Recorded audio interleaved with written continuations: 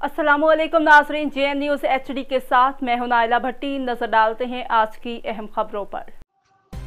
खबर शामिल करते हैं डॉक्टर असगर नून की इस रिपोर्ट पर। कैरोल पक्का असिस्टेंट कमिश्नर मोहम्मद अशरफ साले का बरवक्त एक्शन। कैरोल पक्का के मौजा माड़ी भागो खान कल होने वाली बारिश की वजह से सड़क के दोनों अतराफ बर्मों में गड्ढे पड़ गए थे। असिस्टेंट कमिश्नर मोहम्मद अशरफ साले ने महकमा हाईवे के अमले को फौरी तौर पर मुरम्मती करने के अहकामात देकर रवाना कर दिया। कैरोल पक्का असिस्टेंट कमिश्नर मोहम्मद अशरफ साले अचानक मौजा मिस्सा कोठा के विजिट पर पहुंच गए। कल होने वाली बारिश और नाकिस एवरेज लाइनों की वजह से मकामी लोगों के घरों में पानी दाखिल हो गया, जिससे लोगों के घरों को नाकाबिल तलाफी नुकसान का अंदेशा है।